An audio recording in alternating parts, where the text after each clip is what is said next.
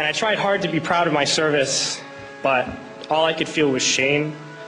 And racism could no longer mask the reality of the occupation. These were people, these were human beings. I've since been plagued by guilt anytime I see an elderly man, like the one who couldn't walk, who we rolled onto a stretcher and told the Iraqi police to take him away. I feel guilt anytime I see a mother with her children, like the one who cried hysterically and screamed that we are worse than Saddam as we forced her from her home.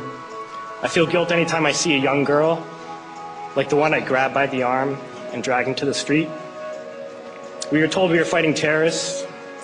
The real terrorist was me, and the real terrorism is this occupation. Racism within the military has long been an important tool to justify the destruction and occupation of another country. It has long been used to justify the killing, subjugation, and torture of another people. Racism is a vital weapon employed by this government.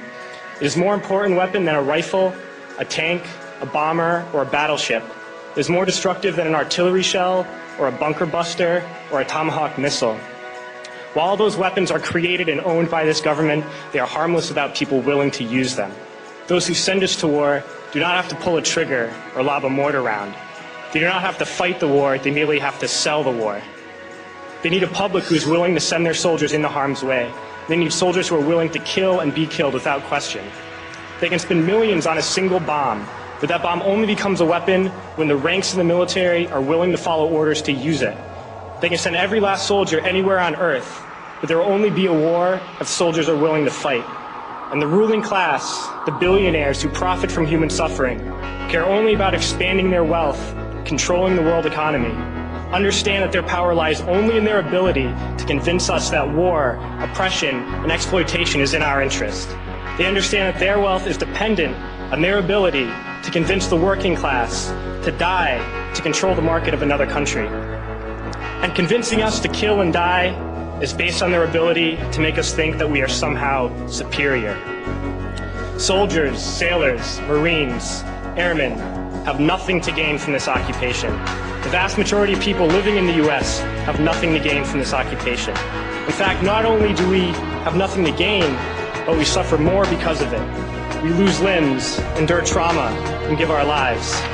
Our families have to watch flag-draped coffins lowered into the earth. Millions in this country without health care, jobs, or access to education must watch this government squander over $450 million a day on this occupation.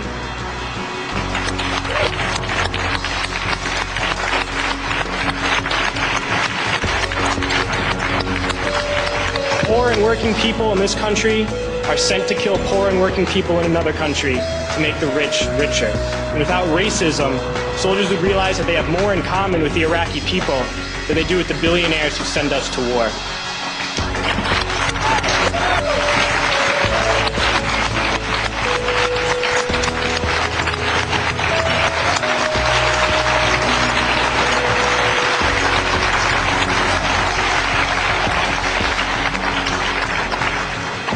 I threw families onto the street in Iraq, only to come home and find families thrown onto the street in this country, in this tragic and unnecessary foreclosure crisis. We need to wake up and realize that our real enemies are not in some distant land. They're not people whose names we don't know and cultures we don't understand. The enemy is people we know very well and people we can identify. The enemy is a system that wages war when it's profitable. The enemy is the CEOs who lay us off from our jobs when it's profitable. It's the insurance companies who deny us health care when it's profitable. It's the banks who take away our homes when it's profitable. Our enemy is not 5,000 miles away. They are right here at home. If we organize and fight with our sisters and brothers, we can stop this war, we can stop this government, and we can create a better world.